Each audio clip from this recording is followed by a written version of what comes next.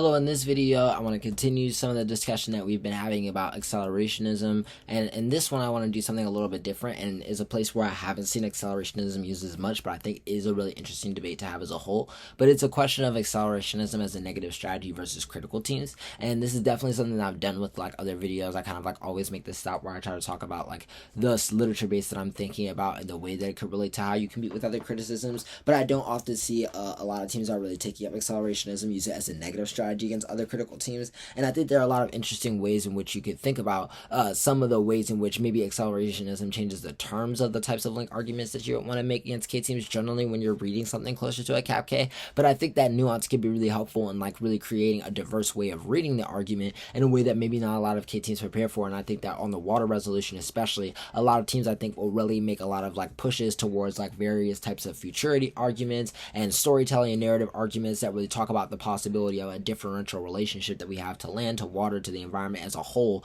And I think about when you're trying to figure out ways to compete against that or ways to find points of contention. I think that accelerationism definitely offers up a differential way of how we like organize the future, while also creating maybe some more comfortable places for you to still make some of like the more like base cap arguments that you could be comfortable in without like having to like go too far, as long as you kind of put that nuance on it that we're going to talk about throughout these two videos.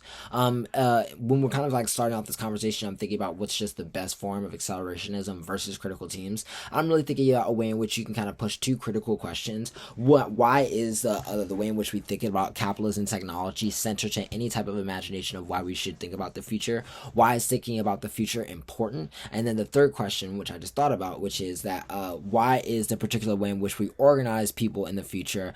important? And so I think that the way in which you're thinking about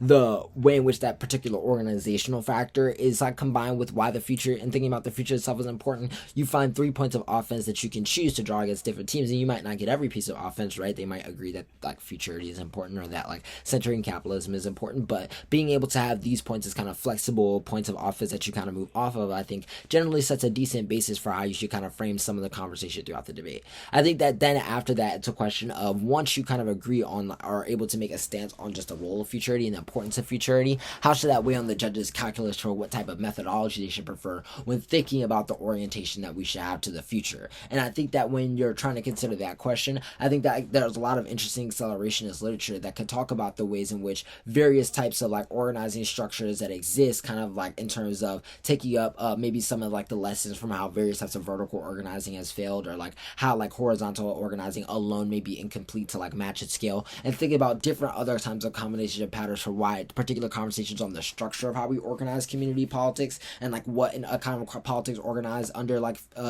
organized for a different type of future would look like. And I think that then you kind of have like a good place for why the particular methodology and the insertion of accelerationism into the debate makes sense and is a good point of contestation for like a lot of affirmatives that I think that you'll see throughout the resolution, and that I think could allow you to debate teams that are like leaning more to a pessimistic kind of critical interpretation of the resolution, and those that are kind of trying to open up to a different like vision of what the future could possibly look like. And I think doing both is like critically important in order to frame the types of questions that you really want to ask and create offense off of for like the link debate and other stuff that we'll talk about kind of later on. I think that when we're particularly kind of focusing in on maybe just the framing portion of the debate, like I said before, it's really important to just start off with this base question of just like why is futurity important. I think that making arguments, especially against teams that are more pessimistic about just like a base value question of like why the future and the kind of what it does in order to orient and change the actions that we take on the everyday basis, and why it is kind of something that we have to strive towards in order to create various politics that are like necessary for mutual aid, survival, etc.,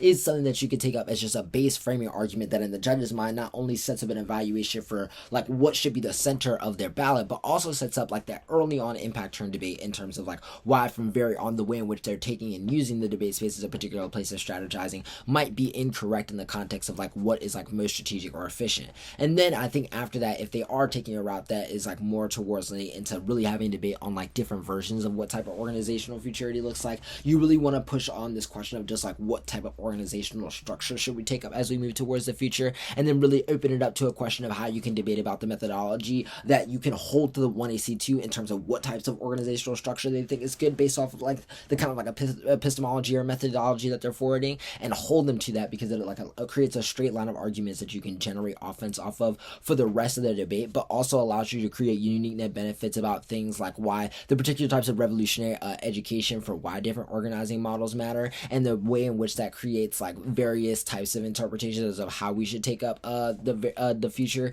is really, really important for how you kind of want to start framing this rest of the offense throughout the flow. I think that when you're thinking about how this then transitions into the way that you want to think about the thesis portion of this debate, it's really important for you here to kind of like start with just a base question of like not only why like the particular envisions that we have for the future are important, but why that we cannot create any vision that we have towards the future without considering the relationship between capitalism and technology, and centering this relationship in terms of any type of relationship the AF is going to make. Because if the AF is pessimistic to that technology, that doesn't stop the innovation and creation of it. It only means that we have to deal with the further impositions that it has towards whatever like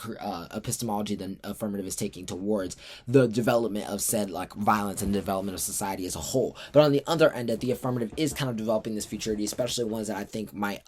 take the world of trying to develop stuff like way out of like what the status quo kind of like resources or capabilities are. But I don't necessarily think it's a bad thing, but I think the place that you can contend with those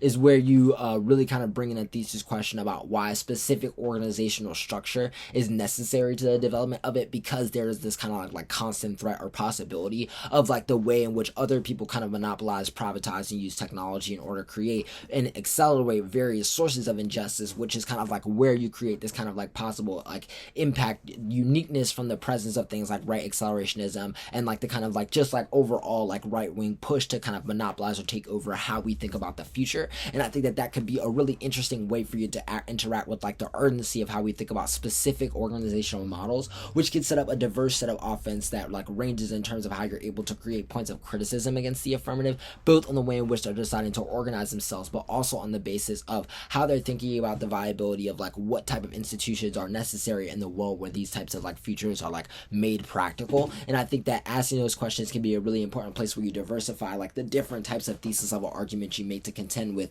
a lot of these affirmatives, and therefore makes this type of criticism more flexible on this type of resolution as a whole. Hopefully this video is helpful for you, and hopefully you'll think more about it as you kind of go into the rest of the videos. I'll be talking about accelerationism or as the water resolution as a whole. And yeah, hopefully you keep tuning in for more because I like doing it. Thanks.